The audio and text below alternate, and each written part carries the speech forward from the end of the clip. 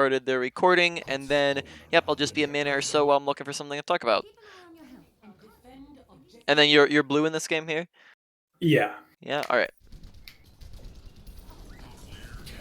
Alright, so, first big major thing is awareness.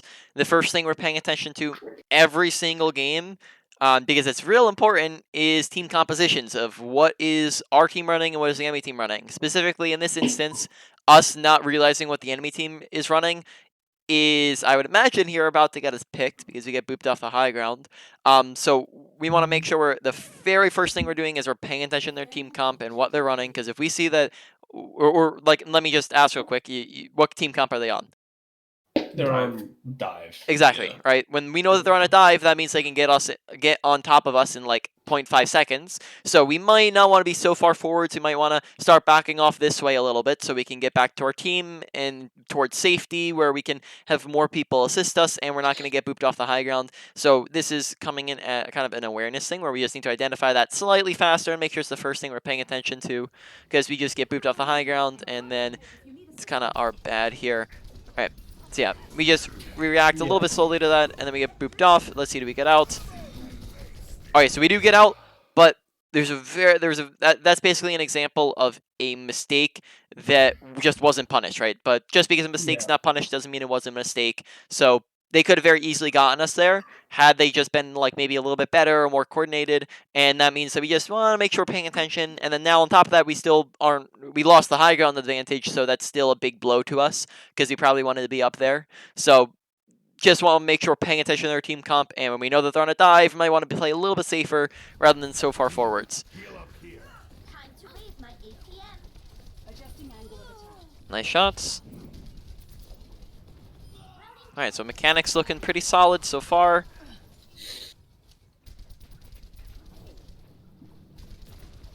Alright. Maybe could have sticked on the Echo there, especially after we got the Helix. Helix is on like 1 second here. And this could be a really easy, like if she's out of her line of sight, this could be a really easy way to shoot her. Also, where's the Echo gonna go here, right, to get away from us? Like, is she just gonna like, no matter where she goes, she's in a tiny little hiding spot, but if she just moves an inch, which she actually is gonna do in a second here, we kill her, no matter what, right? She's just has nowhere to go. And that means that this is a pretty easy kill. We could shoot a Helix at her around because that's going to do some slash damage.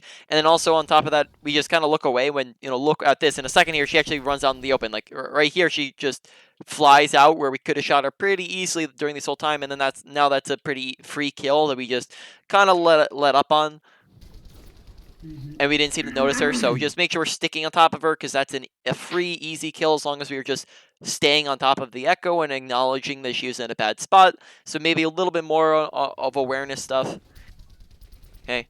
Also, in between fights, make sure we're re-going to the best positioning possible, right? So we have like in between fights, we have like 20 seconds to do this, where we can just run back up to the high ground, and maybe I'll go into more positioning stuff in a moment if like we don't understand the high ground's good, but high ground's fantastic for you. So we want to be on the high ground here in this situation, and we're kind of sitting on low ground when we probably want to be going up there. All right, so now we do. I call out the Echo here, then I go and kill her again. Very nice.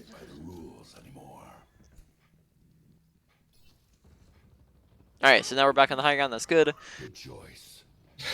And the same exact thing happens and I die. Yep. Alright, so when we know that, so two things, right? First off, when we know that we're up against a dive, we have to play safe and with our team, right? The further away we stray from our team, the less they're able to heal us, the less they're able to tank for us, right? We can't get bubbles, we can't get Rhine Shield, we can't get healed by both our supports here, because we're just running away from them. So when we're up against a dive, the biggest thing that's going to change, like every team comp is always going to change our playstyle. That's why it's important to pay attention to team comps, because team comp dictates playstyle. When we say that they're on a dive, we want to make sure we're sticking with our team, which means positioning wise, rather than being over here, we're being over here because now we can get Ana heal, now we can get Mercy heal, now we can get Bubble, now we can Echo can come and help us, and then if we need to, we can drop to be with our tanks. Right, a lot more options, and we can back up easily this way. But we're walking onto the open all the way over here where they can very easily dive us. So that's pretty much the big thing here, and we just want to be aware of our of the team comps because again, that's coming in at an awareness thing. Also, just make sure you're learning from your mistakes, right? So every time if you see that was a mistake you made before, make sure we're not doing the same thing twice in a row, right? And if this is happening twice in a row, make sure it's not happening a third time. So in future games, we might want to be thinking about this and going, sorry, someone walked in the room there. In our future games, we might want to, look at this and go, okay, well, that didn't work out too well in my last game. Now in the future, maybe I should learn from that mistake and not do that. So that's just kind of the process of self-improvement, is kind of acknowledging this is a mistake, and then thinking, okay, what could I have done instead of this? Well, maybe if I was in bad positioning or I had poor awareness, maybe I can pay attention to team comps. Maybe I can position a little bit further back, and then also making sure we're applying that in the future. All right. And then now that time we don't get away with it, right? That was a mistake that was punished. So we just that's gonna be pretty bad for us. We want to make sure we're being a little bit safer. And then once again, we're in poor positioning. Good audio awareness there. Reacted pretty fast to that.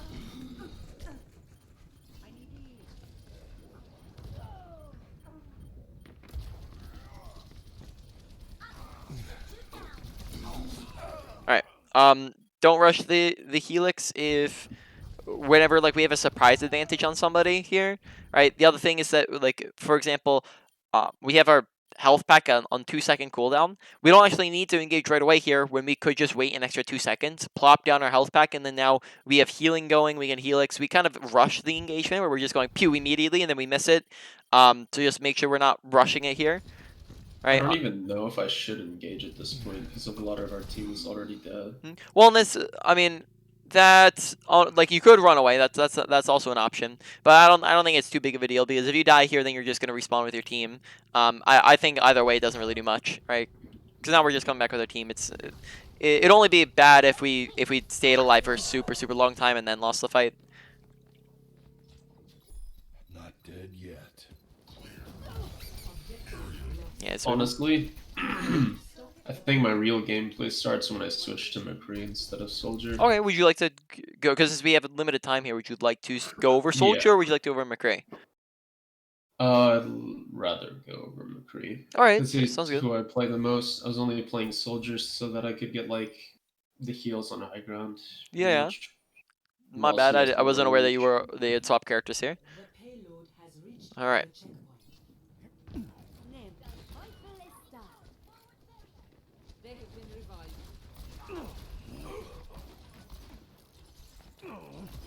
Nice mechanics. Mechanics looking really solid so far.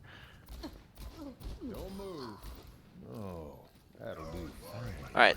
So I think I'm going to do strengths and weaknesses a little bit earlier than I usually do just because we have shorter time with both of you. But strengths and weaknesses real quick of like kind of what do I notice that you're doing good at? What do I notice you're doing bad at in terms of your whole kit? Ability usage is like kind of in the like middle on our soldier. Just some that we were missing a couple helixes. Health pack maybe usage maybe could have been a slightly better. So ability usage wise, we're looking a little bit on the lower end of needing to be working on it because also they're not super important. Okay. Ultimates I haven't seen any yet, so I need to look more at that. Mechanics looking really good, so not much work needed there. So far at least is what I'm noticing. Awareness though, looking like that's a pretty massive thing that's led to a lot of different mistakes and that basically that lack of awareness led to us losing that fight, right? That was our impact on losing, and we always want to look at what did we do wrong in that fight, and basically awareness was a big one there, just that potentially could have lost like that fight twice, right? But because we got booted off the high ground, we weren't paying attention to team comps, and then the other thing I'm looking is positioning. That's the last thing here, and our positioning is looking a little bit on the weaker side. I want to see more positioning, but I think awareness was feeding into positioning a little bit there because our awareness was poor. Our positioning was also poor, so we want to make sure we're trying to keep the high ground advantage because we just kept getting booped off, and we're also a little bit overextended where we're really far away from our team, right? So we want to make sure we're sticking with our team, and that's going to come from awareness, but then also just positioning comes in there. basically our awareness was feeding, bad awareness was feeding into our bad positioning there. If that makes sense. So that's kind of where we're standing. Here we're really, really far pushed forwards. Probably don't want to be this far because again, notice what team comp they're on. They're going to be able to traverse, like even if they're far away from us right now, they could very, very fast get on top of us, right? They can just instantaneously, like, boom, snap of fingers, right, be on top of us, and now we're dead because look how far away we are from our team. So in this instance, we probably don't want to be pushing. This is all right in certain circumstances, and those circumstances are when we have a heavy advantage. So, like, for example, let's say we're just staggering the enemy team. You guys familiar with that term? Yeah. Yes. Yeah, so let's say basically most of their team is dead, right? Then we can push in their spawn because they only have like 1 to 3 people alive, right? And we have such a significant advantage. Here we don't really have they're down 1 person, that's it, right? They have 5 people, so that we're a little bit far forwards here. Let's see what happens. Maybe we don't get punished for it, but again, this is a mistake even if we don't get punished for it. So we back up, we don't get punished, right? But it's still a mistake. Probably shouldn't have been that far forwards. This is much better. See what we do with our high noon.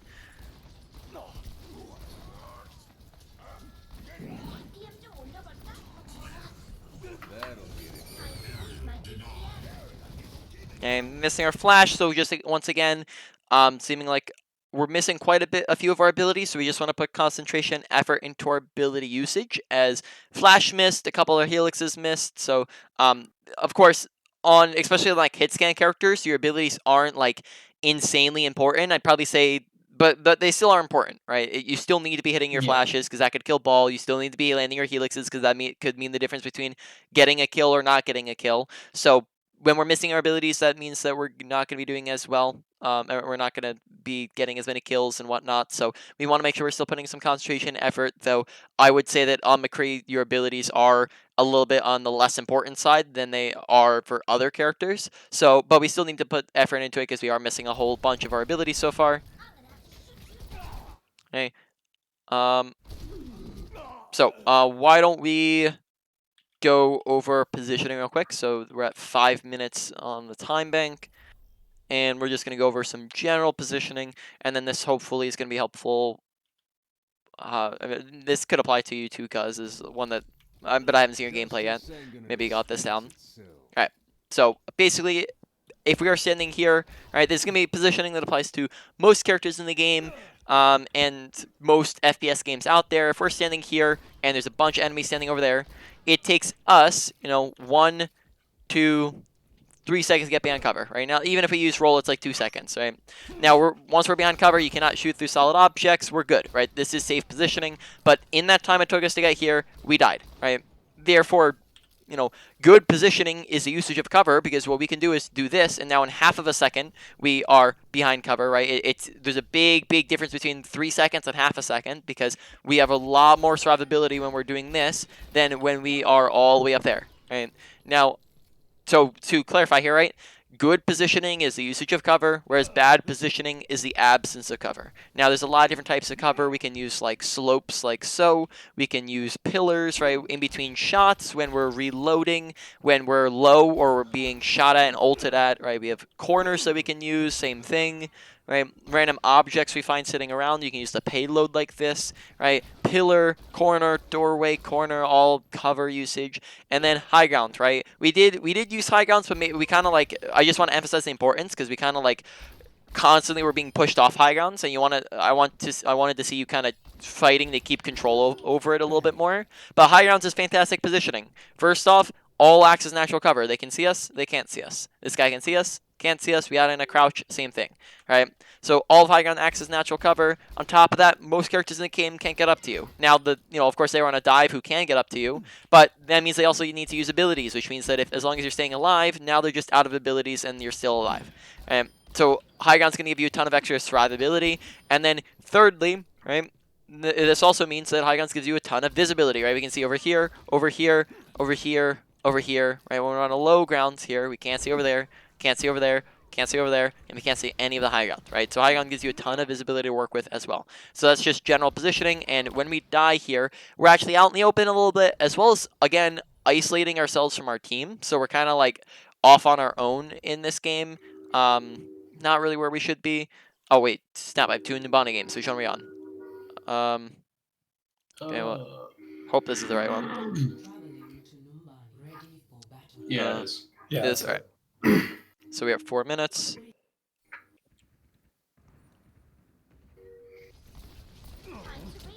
Wait, were we at 4 minutes? five. Yeah, You're at 5. Oh, we're 5 minutes? I think that's what she said. Yeah, you're right. All right. Let's go Yeah. 5 minutes then. Yeah, right here we died. All right. So here, just notice how we're a little bit far on the open, right? We're not really standing next to cover. So good positioning would be standing really far on the left here, or using this corner, or standing over here where we can use this thing. Right now we can go like this, and they can't see us. So that would be better positioning. Whereas right where we're standing right now, smack dab in the middle, which is gonna be the easiest place for them to kill us. And then also notice how we kind of like, the direction our team's going is probably gonna be this direction. If our team's backing up, they're probably going this way, but we're actually on the right side here, which is gonna, again, when they're in a dive, is gonna isolate ourselves from our team. Gonna make it super easy for them to dive us. So just make sure with our team more. If they are on any other composition, this becomes much more okay to be away from our team, because when they're on a brawl composition, or they're on a spam composition where they're not going to be on top of you in half a second, you can get away with this type of stuff a little bit more. What do you say? Yeah. If they're on a different type of composition where they Yep. can't get in your face, then Exactly. it diverts their attention. Mm-hmm. Then you can set up a crossfire. Mm-hmm. Yep. Nice shots. And then here, I really should have just rolled out once I noticed that the soldier was just focusing on me. Yeah, probably should just backed up backwards, and that's that's really good that you noticed that, because that's the process of improvement. So I think it would be just good to go over that real quick, right? How to get better at the game is basically a 3-step process, right? First off, identify the mistake. Here you just did that. You realize you stayed in here too long when we probably should have backed off, especially since we were low HP and we didn't have our team here with us, right? Step 2 is what could we have done instead, right? Actually, that was, we actually did step 2 there. It was like the mistake was that we died here, right? Step 2 is identify, and then we identified it because we stayed in here. The what we could have done instead would have been to back up, right? And then step 3 is making sure we're applying that in the future, right? And making sure that's happening, so that we're actually doing it and not just saying let's do this, right? So that's how you're gonna look to get better at the game, and just do all of this coaching stuff on your own for yourself. And nice shots coming out of spawn, lots of headshots, really good.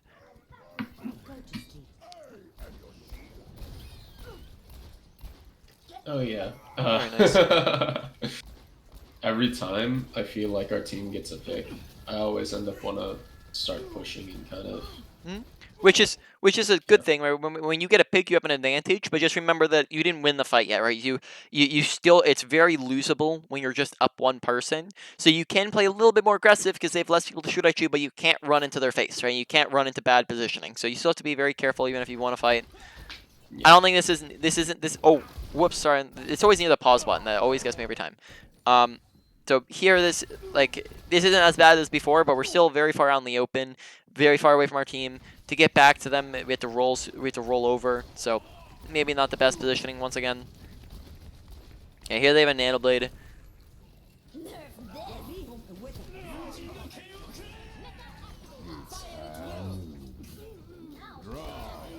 Yeah, very nice.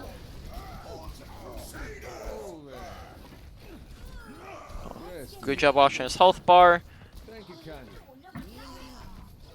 Alright. And what rank was this again, Plat?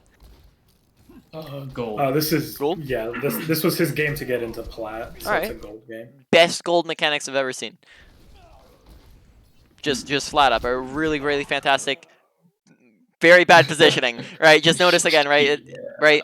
Deaths, big mistakes. You want to look to cut out deaths. We've died a couple times, and I'll just I end emphasize. up dying a lot in a lot of my games. Yep, and It's because of too much aggression, kind of.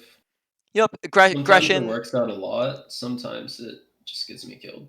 So. Yeah. So when it comes to that, right? You have 4 different things that feed into, or at least 4 main different things that feed into deaths, right? You have bad positioning, you have lack of awareness, you have too much aggression, or you can misuse your abilities, right? And sometimes it could be multiple of them. Sometimes it could be a one is like really strong, and then one of them is a little bit tinier. Here, I'd say the biggest one was our positioning, right? And that's how we can look to self-improve. But the other things I just want to emphasize is that deaths are real bad, like whoop-de-doo. But I just want to really emphasize this point, because if you can look to cut out your deaths and look to kind of fix them and try to die less, you're going to see a whole lot of improvement. So let's just go through this real quick. Every single death is 10 seconds of respawn time, 10 seconds of walk back time, roughly, right? So that means that roughly every death is 20 seconds of time where you're not participating, right? Let's throw out a number there, and let's say we die 9 times on average in a game. That means that in a game we are not participating, and even worse than that, we're putting our team at an active disadvantage, because now they're going in at a 6v5 where they're at a big advantage, and we could possibly lose this fight because of that. For an entire 3 minutes of gameplay, which is pretty nuts, right? To think about. An entire 3 minutes of gameplay, you're not participating and putting your team at a disadvantage.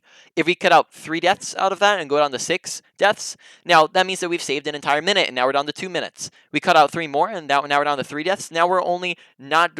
We cut out 2 minutes, and now we're not doing anything for 1 minute, which is a very big difference. It means we're getting having an extra 2 minutes means you're getting more ults. It means that you are killing more things. You're alive to do more damage. You're alive to get more kills, right? It means that you're just participating a whole lot more and winning more games. So we just want to make sure we're really paying attention to our deaths and trying to cut them out of our gameplay, because when we do, we're going to see a whole lot of improvement. So survivability is looking like a big one so far as well. Well, maybe a lot of our deaths are coming from positioning, so we'll kind of mix that into the category, and in positioning we'll do positioning / survivability.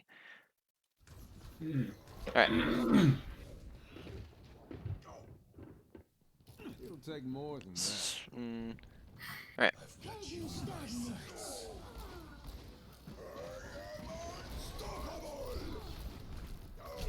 And notice how we're out in the open again. Also, just making sure we're paying attention to our off angles, and making sure we're not getting flanked by the McCree. Also, coming at the spawn here, we could potentially be doing the flanking ourselves if we wanted to, right? Or like taking off angles by like coming right side if we wanted to. But taking main's completely fine. The other thing I'd say is maybe not trying to focus the Mercy too much here, because Mercy is going to be a pretty difficult target to kill. Especially at the distance we're at, we're actually going to be doing less damage because we have fall off from here. She is speed when she's Valking, she has self-healing, she has super fast mobility, and therefore this is going to be a super hard target to kill, especially like when we have another option, which is like the enemy Reinhardt, who's like 1 HP here, right? So we just want to make sure we're shooting at the right things at the right times, and here Mercy Wait, probably really? Because really with what the not shooting at Mercy. Yeah. Yeah, so when she's I like thought if you have that, like when she's Valking, you're supposed to focus her kind of like when Moira's in Coalescence or something. Yeah, I even more so they're calling it. It really depends on the situation. So it's very situational. Almost everything in Overwatch is. If Mercy's right next to you and you can hit the shot a little bit easier, maybe go for it. If you have high noon, 100% go for it. Right? Oh, Especially yeah, if she's on the open. course. If she's rezzing, then she's basically standing still. Go for it. If she's low, go for it. If your whole team is shooting at her, go for it. Right? But in this situation where she's super far away from us and this is not going to be an easy kill in any sense. Just this is wasting time when we could be doing something else, right? So this is a situation where I would say no, we don't want to be shooting at her. I'm usually able to kill them, but all right, out of position, not paying attention to our flank. there it's just not next to the wall, and didn't notice him before he got like 2 headshots in on me or something. Oh, Reinhardt dropped the shield for some reason there. Nice shots. Slightly out of the open again. I just, notice this versus like, being over near the wall. We do the exact same thing, except for just, a little bit closer to cover where we can duck behind it if we need to. It means that Mercy has to do, can be damage boosting us a lot more than healing us, right? If we're taking extra damage, this means that we're putting more strain on our supports when they could be doing other things, right? So even if we're staying alive here, it's still having negative effects and consequences. Nice shots, good flashbang. Flashbang's been looking a little bit more consistent. Make sure we're watching our HP. We're not playing aggressive when we're at 30 HP. Request healing so that you can get so your Ana knows where you're at. That's always a good habit to get into. Problem that I have a lot I don't really notice when I'm low HP. Which comes in at awareness, right? So let's go over that real quick, right? Of how to notice when you're low. So when we get shot at, we have a ton of different indicators. So when we get shot at here, okay, first off, notice the red marker right above your crosshair, right? That's going to tell you the direction in which you're taking damage from. It's going to tell you they're taking damage. Also notice the top right corner of your screen, again, telling you the direction you're taking damage from and the fact you're taking damage. You're also going to hear your character go like, ugh, ah, right? Making grunting and groaning sounds, right? When he's low. Yep. You're also going to hear the beam target hitting you. You also see a big fat Zarya beam on top of you, right? And when we get all of those different indications that we're taking damage, we want to glance at our health bar, right? We don't glance at we can glance you can glance at your health bar once in a while anyways, but you're not going to be staring at it constantly, but you stare at it or you look at it when you have a reason to look at it, right? And all of these things are telling us we have a reason to look at it. So this is coming in at awareness, which it's so far looking like awareness and especially positioning are looking like the big ones here.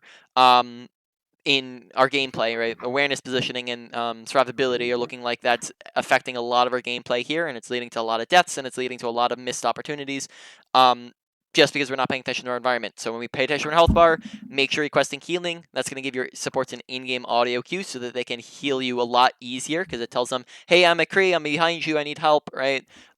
Without you cluttering comms, and it's pretty easy to press, right? Also, just don't be. We kind of press forwards and play aggressive when we're 30 HP. When maybe we should be a little bit further back. Alright, really nice. Still 1 HP. Still press it. Alright. So, I want to see one high noon and then we'll swap over. Oh, never mind. We died. I out of position again. Right, a little too far forwards. Hug the left a little bit more here. That way we can, do this. And we only need to see one person at a time. Like we don't need to have 5 people. Like we can't shoot at 5 people, right? But 5 people can shoot at us. So we don't need to see 5 people. We just need to see McCree for shooting at McCree, or just need to see McCree and Soldier. We can also use Ryan from here with his shield and his body. Whereas when we're here, we get none of those advantages, and we have 5 people shooting at us while we're out in the open. So another death that. And notice again, there's a big difference between deaths, right? Some deaths are okay. Some deaths are bad. If you're dying at the last person, right? If you're dying as a death number 6 or number 5, that's all right, because at that point you'd already lost the fight, so that might actually be preferable to staying alive. But if you're dying first every single fight, which a lot of these are, right? We've died first like 4 times so far, something like that. That's a big problem because you're consistently putting your team at a disadvantage every single fight. All right, so moving on so that we can get some time in on Gus. Right. Would you like to just go back to the start here, or do you have a preference of where we start? I mean, first point is you could kind of see what was happening to me when we were watching his point of view because I was kind of pocketing him. But I think we can go after the end of the first point. All right. So that would be somewhere around here. All right, so right here. Oh gosh, I die here. This is actually really bad. I wasn't paying attention, and I just get railed by their soldier. Oh, oofies. Sheesh. Good as new. Executing flight maneuvers. Let me get you patched up.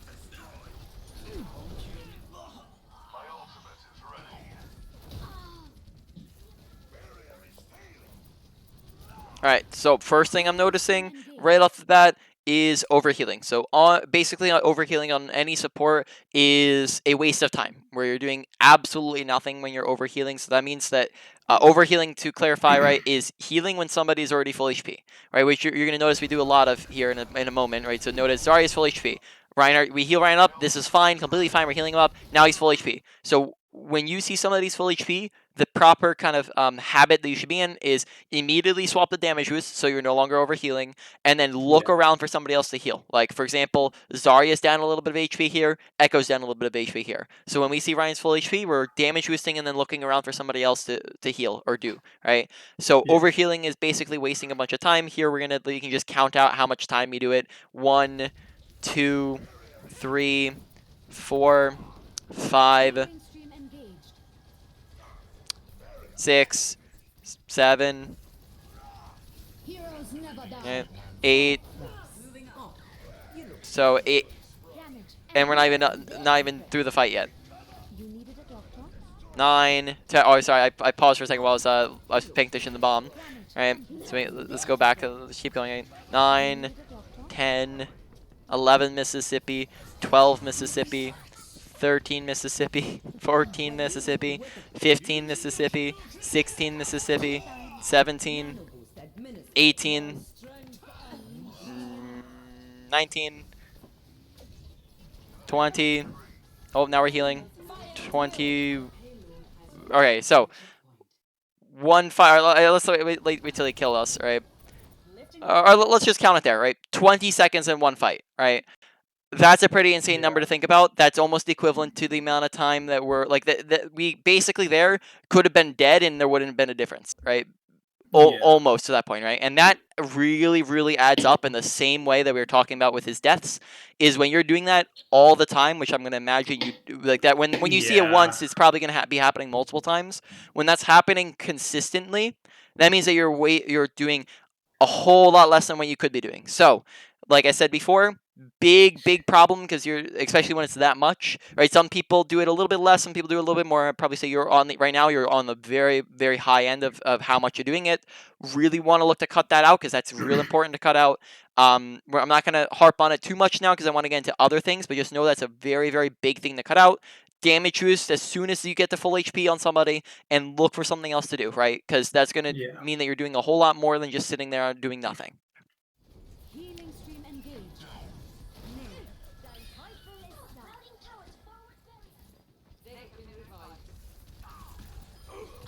Damage boost engaged. Alright, so like we're on the Echo here.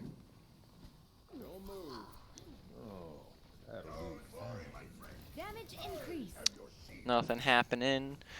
Let's get you back out there.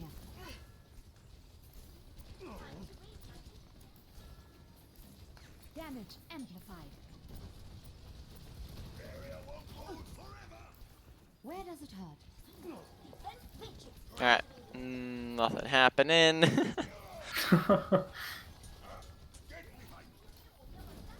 should be at peak performance level. Watch his health bar, right? So awareness. Here we're damage boosting him when he's down health, right? And when we probably should just be swapping over to healing, so just pay attention to your friend's health bar here in a moment, right? Like he's down like 100 HP, or not 100, right? Like 70 HP here, right? And we just stay on the damage, stay on the damage, stay on the damage, right? Not paying attention to his health. Then we see Reinhardt, that's good, right? But we just want to make sure paying attention to health bars, that's some awareness stuff. Oh, nice res, really good. This is not the end.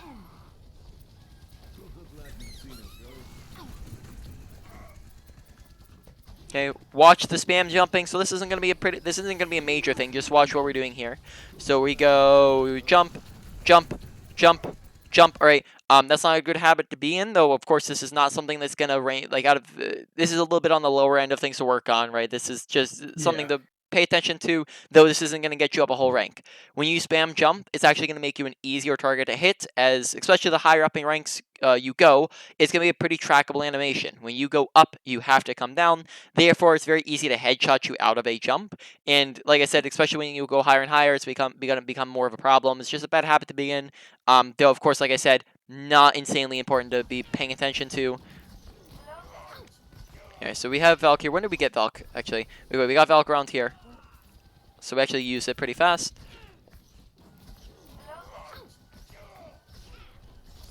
Alright, that's good. I like the usage.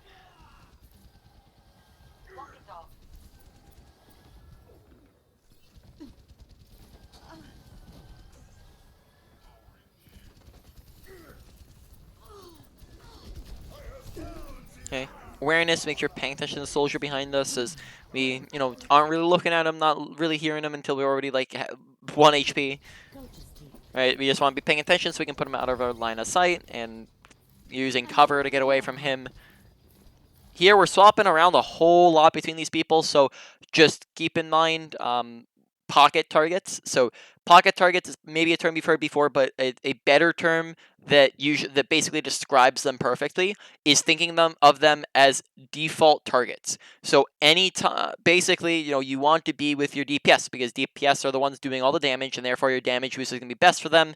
Also, you can heal DPS much better than you can heal tanks, right? Whereas Ana can heal tanks much easier than she can heal DPS, right? So it's kind of the opposite for you. You don't have enough healing to be able to pocket tanks, but you can very easily pocket DPS. So DPS are what you want to be with most of the time, right? Now, what that means is they're essentially your default targets. Now, anytime somebody needs a ton of, if they're in danger or they're low HP, like for example Reinhardt, Rosaria, or Ana, then go and heal them. If you need to get a res, go and res. If somebody else needs you more than the DPS, if the DPS is dead, if the DPS is like, let's say you have like both your DPS are for some reason all the way over here, right? Pocket something else, but in the meantime, whenever none of those things are going on, we're defaulting back to the default targets, right? We're going back to our pocket targets. That's why it's called a default target, is we're just basically starting off going with them. And here we're just kind of swapping around a whole bunch between a bunch of different people when no one really needs us, right? Everyone's full HP here. So we should probably be with the McCree or Echo, right? I'd probably say here maybe like the McCree since you're at like a range, whereas like he might do a little bit better, right? But either just be with McCree or Echo because they're going to be doing the most damage here, and you want to just be pocketing them. Here seems like we were aiming at the McCree, and then the Ryan got the beam. So let's watch this for a second. So we're actually pretty much aiming at the McCree, and the Ryan's getting the beam. Have you adjusted your beam sensitivities at all? No, I haven't. All right, are you aware of what they do? No. No? All right, so let's go over to Mercy real quick, right? So you go to Controls, all characters, down to Mercy, right? And then you're going to see underneath Hero, there's a Guardian Angel sensitivity and a Beam sensitivity. So what these do is when this is at 10, it means that you basically have to be looking directly at the person for the beam to register. Now, of course, you don't want that because that makes Mercy a skill shot character, and that's not what Mercy's good at. But if you have this at 100, you're going to notice that something like this happens where we're looking pretty much at McCree, right? You can see our crosshairs a lot closer to McCree than it is to Reinhardt, yet it goes to Reinhardt, right? That's because your beam sensitivity is at 100. If you lower that a little bit, it's going to allow you to be it's going to be basically a little bit closer to where your crosshair's at, rather than just a random thing around you, whatever's closest to you. So you might want to lower that down somewhere between like 50 to 70, however much comfortable you are with your mechanics. And then Guardian Angel doesn't matter as much. That one you can just lower a tiny little bit. Like I probably like even up this like 60 or something like that, because most of the time when you're flying to something, it doesn't matter where. Like it could be to anybody. If everyone's grouped up, it's not like you need to specifically fly to somebody, right? You're going to the same general place. So that one doesn't matter as much, but you still probably want to lower that a little bit as well, so you can target out specific people with your beam and with your Guardian Angel. Want to be damage boosting a whole lot more than we are, because we're not really getting a whole lot of value out of our damage boost. We're kind of heal botting a lot. Okay, and then notice we're just kind of going around different people. We're going like DPS Ryan on a DPS, right? And we're like keep swinging around when probably just want to be with the pocket targets. Okay, good job using cover.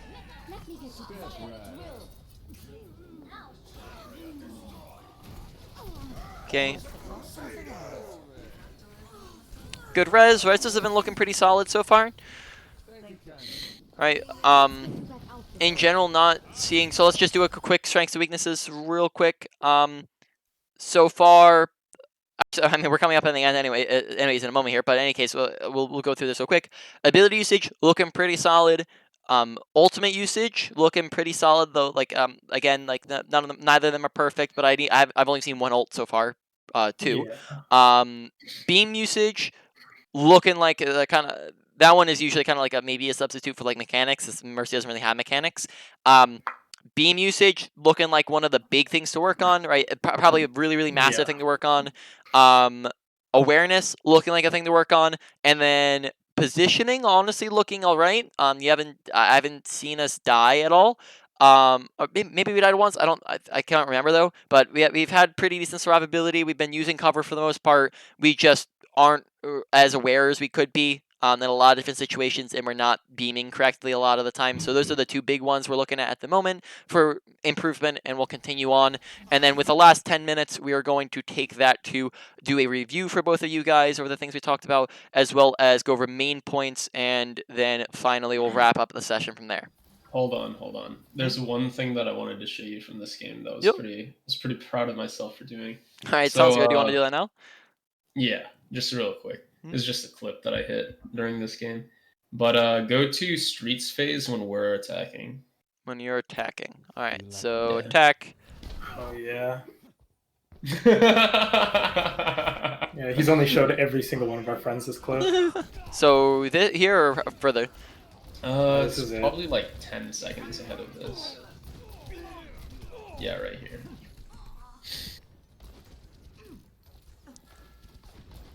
I'm ready for some insane headshots here.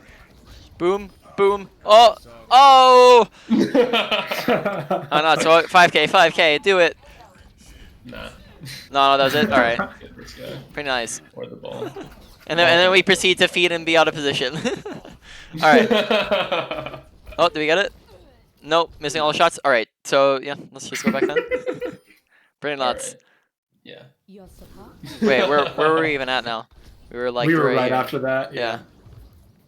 So is there any so should I just always res, like if we're in a team fight, should I always res the first person that dies if they're in a good position to be res, or should I I? think it depends Yeah, on usually. Is there someone I should save it for, or what? No, usually you're gonna want to res the person because you want to have that player advantages. Okay. Player advantages can be Yeah. a pretty big, massive difference in like whether or not you win or lose a fight, and that can mean it. Now if you know, like for example, let's say like if you have there's always like you have to res priority. Like if two people are dead right next to each other or whatever, you can like sometimes somebody will be more important to res than another person. Or if like you see, for example, let's say I don't know, Zarya has Grav and our Echo is dead, and Zarya's about to die. Like Zarya's like 1 HP, and you see that she's like in a grab or something, and you know that she's gonna die, right? She's almost certainly gonna die. Then maybe you could like save it a second and then go for Zarya, but it's always gonna be situational. Like I think I said this before, but everything in Overwatch is always gonna be situational. For the most part, you're not gonna want to hold on to it. If you see a good res opportunity, you're gonna want to use it. But it's maybe, I would say, yeah, like there might be a situation where you might want to hold on to it for somebody else, but it's gonna be very situational in that aspect. All right. Make sure we're valking earlier in the fight. So also here we kind of run into their team, right? So we want to make sure we're paying attention to where they are at, making sure that we're sticking with our team, making sure that we're using cover, and paying attention to where the soldier is. A whole lot of the time, it's seeming like we're not having a whole lot of awareness over where the enemy team is at. We seem to be pretty aware of our team, but we almost seem to be tunnel visioning on our team and then forgetting that the enemy team exists, and then therefore not paying attention to flankers. We're not paying attention when people are going up to the high ground. We're not, and then that lack of awareness leads to us panicking and running away this way. Other thing is make sure that we're valking earlier in fights. So basically, you don't want to hold on to your ult, right? You want to use it because ults that aren't used get more value. But then also, you using it at the beginning of fights is going to be where you get the most value. So first off, big major thing is when you don't use it at the beginning of a fight, this happens and then you die before you get a chance to use it, right? Or maybe you lose the fight before you get a chance to use it. And if you've lost the fight, then of course you don't want to use it, but maybe if you had used it, you would have not died, or if you had used it, you could have won the fight, and then now you got value out of it. Right? The other big thing is that ults that are used first get more value than ults that are used second. So if we use our Valk, right, and let's say with the easy comparison here is like they have Valk, we have Valk. They use Valk first, therefore they get damage boost on everyone, healing on everyone, therefore they get picks and advantages, and now they're at they're going to be winning this fight, and if we use Valk second, we have less people to heal, less people to get damage boost, and Valk just doesn't get as much value because it was used second, not first. So use ults right as the fights are starting, don't hold on to them till mid-fight or late fight. That way we get the most value out of them, right? Yeah. We go for like a couple more minutes here, and then we'll swap over to the review portion. But we'll kind of have to speed through that one. Usually I do like 8 minutes for one person, so we'll have to... This is where the McCree flanks me and I just get messed up. Yep, so again, being aware of our surroundings, of making sure we're paying attention and listening. Like here, for example, we can be healing him and looking this way, right? We could be looking in the complete opposite direction, so that gives us no, like, Mercy is one of the in the game probably the best character, like, awareness character in the game, because she has the highest potential to be aware. She does not need to be even looking in the same direction of somebody, of the people that she's healing. Whereas take Ana, for example. If Ana's healing McCree, she cannot be looking this way. But as Mercy, you can be looking this way and healing McCree, and even see his health bar right underneath your crosshair. So we just want to make sure that we're paying attention to our surroundings, not tunnel vision, and not keeping our camera on the person we're healing, right? Instead, we're looking around us. We're also doing some, like, slow pans, where, like, we're kind of walking around like this, and we're kind of slowly turning. Make sure we're looking around us a bit more. Look left, look right, do a 360 once in a while, right? Keep your ears open, because awareness of our surroundings is just seeming a little bit low, right? And that's leading to deaths like this one, right? It's about to happen.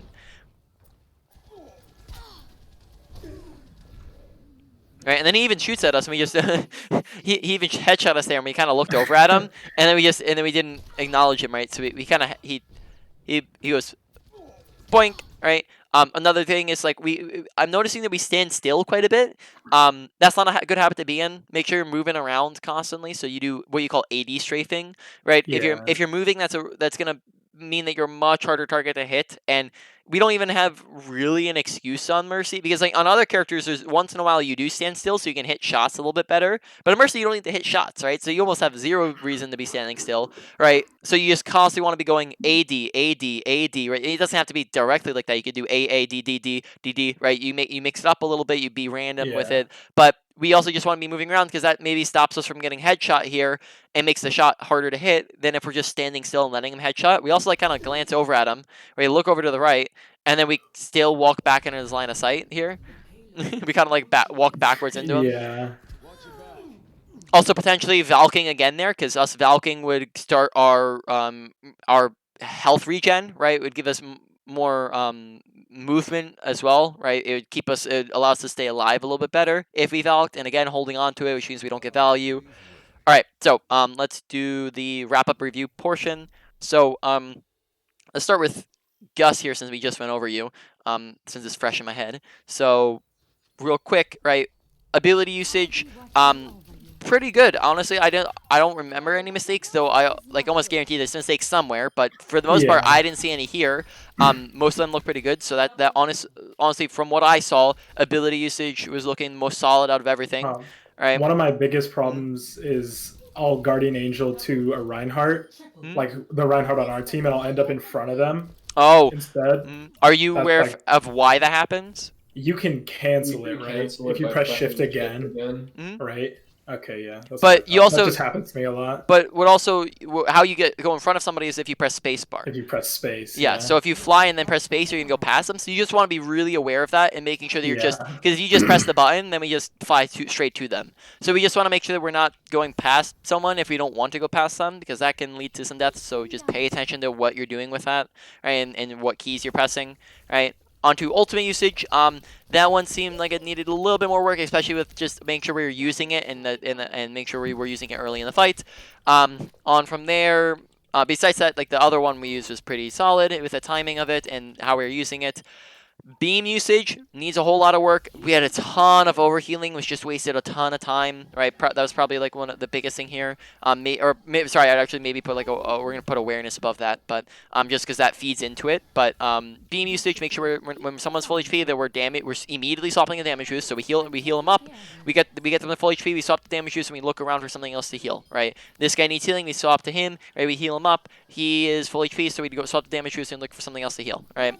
Other than that, make sure we're on the right things at the right times. Most of the time, we want to be with DPS, because they're the best things to be on, right? So they're our pocket targets or our default targets, and anytime we're not needed somewhere else, we're going back to them rather than just going, like, whereas we were kind of going beam, beam, beam, beam, beam, beam, beam, beam, beam, beam, right? We're just kind of doing that, right? Whereas we want to make sure we're sticking on the right things. Also, we just weren't damage boosting a whole lot, right? And that kind of comes in with overhealing. You just make sure we're damage boosting more, because that is something we want to be doing. I wouldn't say it's like an insanely powerful part of your kit, but it is a part of your kit that we just kind of neglected. And moving on to awareness, there's actually positioning real quick. Honestly, positioning again looked pretty solid. There were a couple times, and of course, like, again, the kind of same thing with ability. I just didn't see it because we had such a short time period to go on it, but and I almost guarantee you mess up with it sometimes, but also looking pretty solid. But onto mechanics, or sorry, not mechanics, awareness, where we're struggling a whole lot. So a lot of different parts of awareness, so let's go through them real quick. HUD watching, so pay attention to your health bar, right? When we're low, when when we need it. There's another thing for Arizona as well. You need to pay attention to his health bar. Make sure we're pressing healing when we need it, and we're not running out in the open when we're 1 HP, right? Besides that, make sure we're watching, or what else? Pay attention to where our team is and where the enemy team is, right? Because especially the enemy team, because a lot of times we just kind of tunnel vision our team. You don't need to be staring at these guys. Instead, kind of open up your look around you. Like instead of just staring at him when we could just see his the beam, or sorry, when we could just see underneath our crosshairs health bar, right? We can look around here, right? We can pay attention to what everyone else is up to, right? Looking around us, looking left, looking right, pay attention to where the enemy team is, because we got flanked quite a bit, and then that just we weren't really paying attention to that. So watch it, keep your ears open as well, and listen to footsteps, gunshots, right? When people are shooting at us, and then pay attention to what other thing, like make sure we're not holding onto our ult. So that's another part of a HUD awareness, is just pay attention to the fact that we have our ult, right? And how the fight's happening, when does it start. Pay attention to that real big one, as well as pay attention to health bars, so we're on the right thing at the right time, right? So we're not overhealing. And then that is pretty much it. So main points for you. Number one, we're going to put at awareness, because that fed into our kind of our bad beam usage. As when you don't have good awareness, like you can't make good decisions, right? When you have good awareness, you can make good decisions. When we see, oh snap, we're overhealing, then we have the ability to stop overhealing. So awareness is coming in at number one. Beam usage is coming in at number two, right? Number three is coming in at Valk usage.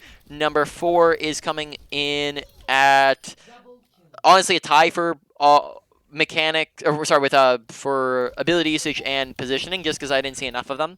And they all honestly looked, from what I did saw, pretty solid. So no issues there. Do you have any questions on anything we've talked about? No, I think I'm good. All right, so moving back over to you, Ranger. We were on a little bit of Soldier, a little bit of McCree. Let's go over McCree, since that's the one you wanted to go over. So ability usage, just across both of them real quick. We'll just do both of them. Needs a little bit of work. It's just a little bit inconsistent, where like we miss a couple of helixes.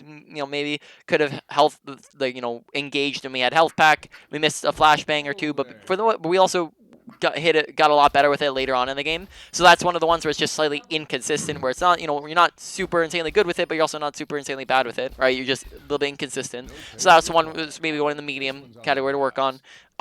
Then onto ultimately, I only saw you use one ult, so I would need to see more of that, but from the one I did see, it looked pretty solid. We ulted the Genji and killed him, and he got grabbed. Sometimes I don't really find a lot of opportunities to ult on pre.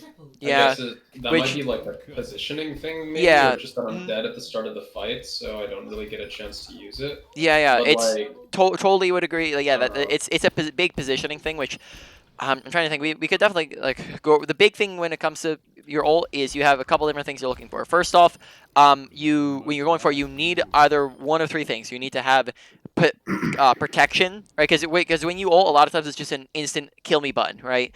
So you need protection, where you have like a shield or something in front of you when you're ult, or a bubble. You could do it as a surprise advantage, or it could be from really far away, because if we're really far away and they don't have any snipers or anything, they might not be able to kill us fast enough. But the big major thing you're going to find that helps is going for off angles or flanks. Typically, just make sure you're not. The difference between the two is an off angle is a fast and safe option, right? That would be like if we went, for example, let's say the fight's happening here and we're right here, our team's here. This is the main angle. And an off angle would be if we came up to the high ground real quick. This gets us around shields and around tanks, gets us to the back line really easily. It's a surprise advantage because we're not coming from the main angle, right? So that's going to allow us to get off high noons really easily if you do that. But we can also do this, right, where we go all the way around, Now this is a flank because it's more dangerous and it's also taking us out of the fight for a really long time. Make sure you're doing this in between fights, not during fights, because that's going to mean that you're outside of the fight and putting your team at a disadvantage for a very long time. But you can do this, especially if you're looking for high noon. If you're not getting a high noon, maybe don't go for it, right? But if you're that's completely fine if you're going for a high noon on a flank, but you just want to make sure it's, again, in between fights, not in the middle of fights. And then that's how you get off high noons, is you look for off angles, look for protection, look to do it from far away, and you also want to make sure that the enemy team is also out on the, like you're using it when they're out of position, when they're out in the open and they can't get next to cover. All right, does that all kind of make some sense? I would like to go into, like, that would be something we could go in more into depth in, but we're kind of running out of time here. So did that at least answer your question for the time being? Yeah? Is that what you said? All right. I know that high noon can be used for a bunch of things besides damage, but yeah. Most of the time it is for damage, right? You can use it. You can also use it once in a while to zone, and you can use it once in a while to reload. Though I wouldn't say that those two are something that you want to be constantly using it for. Most of the time you're gonna try to use it for kills. The others are just side options, right? So moving on, mechanics really solid, right? Hitting a whole lot of shots, no problems there. Of course, like I said with Gus, there's gonna be times where you miss shots, of course, so you can always get better with it. But for the most part, that's not something you want to put too much time and effort into learning if you have a lot of other more important things to work on. So moving on to those more important things, positioning, right? Making sure we're keeping good cover usage, right? If we're out in there, that's bad positioning. This is better positioning. Make sure we're, using cover. Good positioning is the usage of cover. Bad positioning is the absence of cover. Make sure we're taking high ground. So we were actually on high grounds quite a bit, but make sure we're rotating there in between fights faster, and also making sure we're not, we're actually using and trying to stay there, and we got booped off a whole lot. Specifically in, like, where we were fighting after Streets phase in Numbani, like, before, like, the last pretty much place with the payload goes. Where am I supposed to set up as McCree? Because I know I could take the high ground, but I won't really have much impact on the fight unless if the soldier goes up there and I flash. Yeah, it depends on where the fight's happening. If the fight's if let's say the cart's right below that high ground, are you talking about the little out? I don't even know what to call that. The little tiny high ground. Yeah. If the fight's if the cart's right underneath that, then you can honestly be up there, because then you can take control. You can stop anybody else from going the high ground, like the soldier, for example. Where the cart was, under that kind of building, if the cart's is still in the choke there, then that means that you probably just want to stay with your team, right? There's no flanks to go for. Flanks and off angles aren't always gonna be an option, right? And high ground's not always gonna be an option, but when it's in a fight or when you have the option for an off angle, then you go for it, right? Otherwise, just stick with your team, and stay behind them. Other thing was we kind of pushed in front of our tanks a whole lot. Make sure you're not doing that. Also, on top of that, with positioning, against a dive, just make sure you're paying attention to the fact that they're on a dive, and we kind of ended up isolating ourselves quite a bit against that, and then that got us killed a whole lot. So positioning was a big major one that just caused us to die a ton, so focus on your survivability as well. Usually the enemy team doesn't run a dive, and even when they do, usually I don't get punished like that, where the diva is able to boot me off of the high ground. Usually she just comes and pushes me in the high ground, I put down the healing station, and then I'll usually be able to demech her or something. Which, keep in mind, that's an example of kind of you getting punished for something that I haven't been punished for before. In the past, exactly, right? You're kind of saying oh, okay, I can get away with it because I'm at this rank, right? Which is you want to practice at, let's say if you're trying to get to plat or you're trying to get to diamond, right? People are gonna be a lot better and they're actually gonna kill you for that, right? And if we're trying to hang with that crowd, we want to be able to go up against that, so therefore we don't want to build bad habits of just being off on our own, right? So build good habits of good positioning, even while you're at a lower rank where you might not get punished for it, right? Because you will come up in that game where you're right on the border of plat, and then you will get punished for it, and then you're gonna lose that game, right? Final thing, awareness, right? That's another big one. Pay attention to compositions, team comps, so you can know the fact they're on dive right away. First thing you're paying attention to every single game is team comps. That dictates your play style and how you're playing. Yeah. Also, can you go over hero picks for me and Dalton a little bit, kind of? Because I usually run soldier for first point Numbani defense. Oh, that's fine. I found the most success with that personally, compared to McCree. But if they're running dive, then so probably McCree might be better. Yeah. Soldier, McCree is better against the dive, but Soldier is definitely a very fair pick to pick on that point. Is that specifically where you're asking, if he's good there? Because he's a very good character there. McCree might be a little the thing is, with McCree, I think that your positioning would be on the other high grounds, kind of with your tanks where they're supposed to be. Because you can't heal yourself, pretty much. Yeah, because you can't heal yourself, and then also you'd be in range of flashbang, right? So yeah. That'd be pretty much it. Oh yeah, and then another thing is, can you explain like which supports to pick and when for my friend here? All right. pretty Gus, much? what Because supports do you have in your hero pool? I'm decent with, like, I'd say Mercy's probably my best, but Mhm. Moira was my main for a while, but I didn't like how hard it was to climb with her, and I didn't Oh. like how people just get mad at you if you play Yeah, Moira. she's not a very good character. But I always stick with Mercy on a BAP. Really, Alright. that's my main. If I have to play Lucio, I can, but I'm really not comfortable with like Brig or Zen. Really. All right, so Mercy's pretty trash with So first thing, pay attention to like what the characters are best at. So Mercy is good when she is in a spam comp or a dive comp. She's best with spam, second best with dive. But if you're on a brawl comp, she's not good at all. So do you need do you need me to define those terms, or do you understand what all three of those comps are? I a understand what spam they're- comp. I've never heard of a Spam comp is any long distance comp that basically just goes pew pew from a long range. So that would be like Orisa, Roadhog, Sigma, or any snipers, any long range characters, and then Baptiste, Zen, Mercy. Does that make sense? So that's basically like just poke comp. Yep. Right, gotcha. So it's also called spam. Didn't know that. Yep. So Mercy works best with that comp. So why is Good. Mercy the best with that? Because I guess because yeah. like if you have like a Bastion, you could res it because Bastion with Bat and Orisa and Sigma is kind of Yeah, nice so pressure Mercy, most of the shield characters that go into that are the best Mercy characters to pocket, right?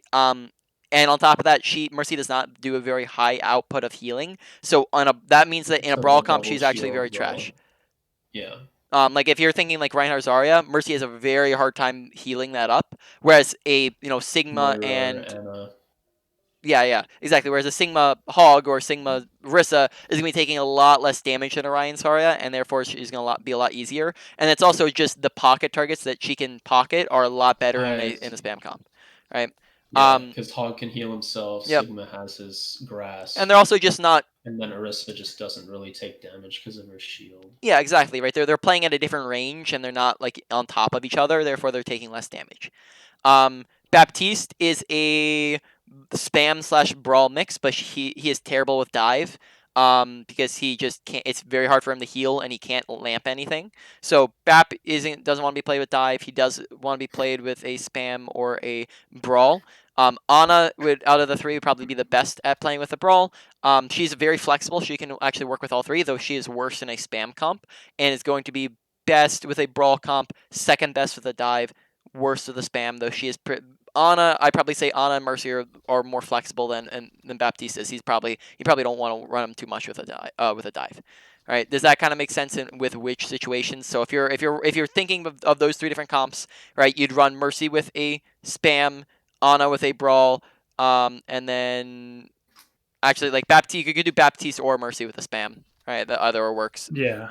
So does that kind of make sense? Yeah. Yep. All right.